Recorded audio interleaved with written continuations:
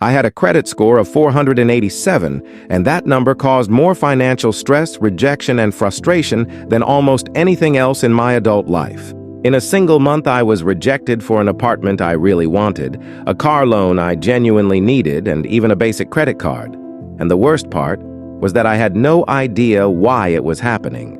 I am not a financial advisor or an economics expert. I am just a regular person who made a series of financial mistakes without realizing how much damage they were causing. Over time, I learned that credit systems in places like the United States, the United Kingdom, Germany, France, Canada, and many other countries work in very similar ways, and the same mistakes tend to harm people everywhere. The first and biggest mistake I made was paying bills late, even if it was only once. Payment history makes up about 35% of a credit score, and even a single late payment can seriously damage it. I once thought my credit card payment was due on the 15th of the month, but it was actually due on the 5th, and missing it by just 10 days dropped my score from 620 to 540 almost immediately. Credit bureaus do not care about the reason for the delay. They simply record that the payment was late, and that record can remain for years. The simple solution is to set up automatic payments for at least the minimum amount due on every account, so that a due date is never missed again. The second mistake was using too much of my available credit, something known as credit utilization. I believed I was being responsible because I paid my credit card balance in full every month. But I was consistently using 80 to 90% of my credit limit, while experts recommend keeping usage below 30%. Credit utilization makes up about 30% of a credit score, so high usage can silently drag a score down month after month. If someone has a credit limit of $1,000 or pounds, ideally they should not carry more than about $300 at any time. The ways to fix this are either reducing spending or requesting a credit limit increase from the bank, which lowers the utilization ratio without changing spending habits. The third mistake was closing old credit cards. I once canceled a credit card I had opened years earlier because I had not used it in a long time and thought closing it would simplify my finances.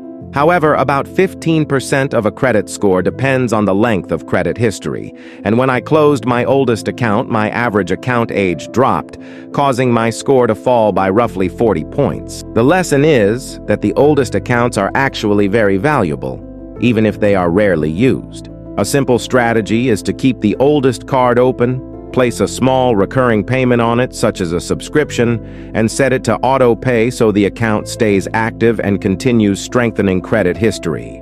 The fourth mistake was applying for too many credit cards at the same time. When I realized my credit score was low, I mistakenly believed that getting more credit would solve the problem, so I applied for 4 credit cards in a single month. Each application triggered what is called a hard inquiry on my credit file, and every inquiry reduced my score by about 5 to 10 points, costing me nearly 30 points when I was trying to improve my situation. The better approach is to apply for credit only when it is genuinely needed, to space applications at least 6 months apart, and to use pre-qualification or soft search tools that estimate approval chances without affecting the score. The fifth and biggest mistake was never checking my own credit report. For a long time, I never thought to check my credit file, trusting it was correct. When I finally did, I found 3 accounts I didn't recognize. My identity had been used to open a store credit card that went unpaid, and this fraud had been silently damaging my score for nearly 2 years. I reported the fraudulent accounts to the credit agencies. Within a few weeks, they were removed, and my score jumped up by about 65 points.